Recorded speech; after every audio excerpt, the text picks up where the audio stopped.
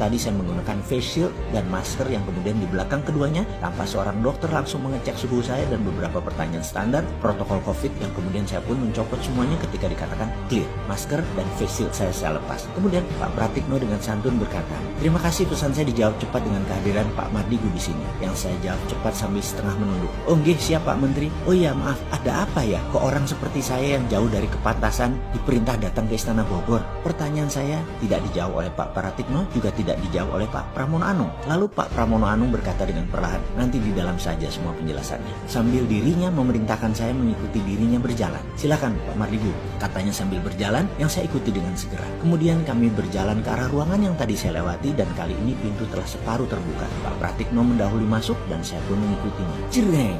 Kehadiran kami menjadi perhatian beberapa pejabat yang duduk di meja meeting panjang di mana posisi ujungnya ada Pak Presiden Jokowi, di kiri kanannya ada Panglima TNI, ada Kapolri, Ketua DPR, Ketua MPR, Gubernur Bank Indonesia, Ketua BPK, yang kemudian kami saling salam ala protokol COVID dan mereka pun mempersilahkan saya duduk di samping Pak Pratikno. Kami bersepuluh, di mana kemudian Pak Presiden memerintahkan yang lain kecuali yang berada di meja meeting ini untuk keluar ruangan. Semua ini membuat saya tegang sekali karena tidak tahu apa yang akan terjadi.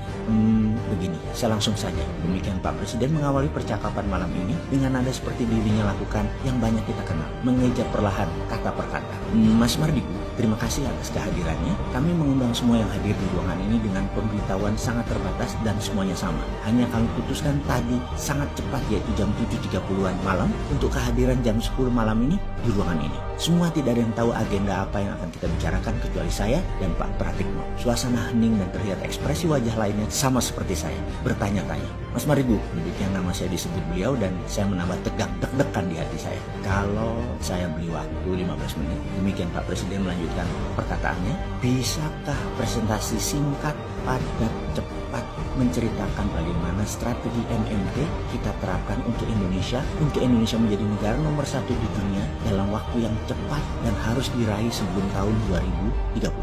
Di mana demikian Pak Presiden berkata dengan jeda panjang sebelum dilanjutkan. "Di masa pandemik ini dan di tahun depan, Indonesia sudah bisa meningkat ekonominya dan kedaulatannya 2 kali lipat dari saat ini." Saya tarik nafas panjang dan dalam yang disaksikan 9 orang yang terhormat di negeri ini. Wajah mereka menunjukkan pandangan aneh menurut saya. Karena mungkin di kepala mereka 15 menit waktu yang singkat untuk presentasi. Apa bisa? Saya tanpa basa-basi setelah membuka dengan salam, saya menyatakan, "Insya Allah bisa Pak Presiden." Kemudian beliau pun tanpa membuang waktu mengatakan, "Silakan jelaskan kepada kami." Saya pun langsung memulai dengan bercerita. Kalau Tiongkok punya 2 standar mata uang renminbi dan yuan 30 tahunan yang lalu, sekarang sudah 1 nilainya. Lalu ketika perang dagang memuncak, renminbi menerbitkan e-renminbi. Ini adalah strategi baru menerbitkan mata uang di era digital. Mereka lakukan persis seperti 30 tahunan yang lalu, hanya kali ini digital currency.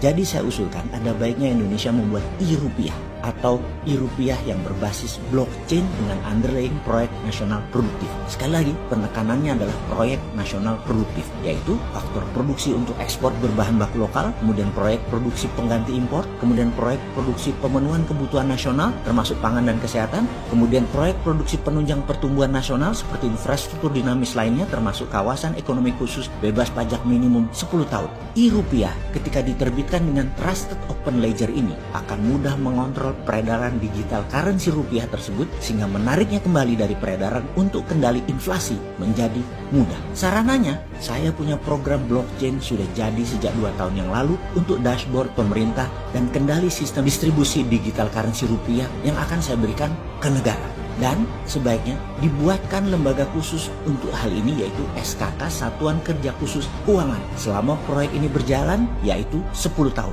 Demikian presentasi saya selesai Pak Presiden dan hadirin para pejabat negara yang terhormat, semoga bisa menjadi landasan acuan tindakan pemerintah ke depan. Tampak yang hadir semuanya diam menunggu reaksi Pak Presiden. Pak Presiden pun diam, berpikir dalam. Dalam hati saya berkata, kalau presentasi ini diterima, inilah moment of greatness. Sebuah meeting rahasia yang akan merubah jalan kehidupan berbangsa dan bernegara Indonesia ke depannya. Sengitnya dunia akan menekan Indonesia. Langkah Indonesia harus cepat dan tidak terbaca. Tahu-tahu Indonesia sudah menjadi negara besar dalam 2 tahun. Di awalnya saja. Tak lama azan terdengar keras yang saya lamat-lamat berkata dalam hati, loh kok sudah azan? Dan saya pun tersadar diri, ini azan subuh yang mengingatkan saya akan kewajiban serta menyadarkan posisi saya untuk bangun dari dunia mimpi tadi dalam rapat rahasia yang akan merubah negara Indonesia.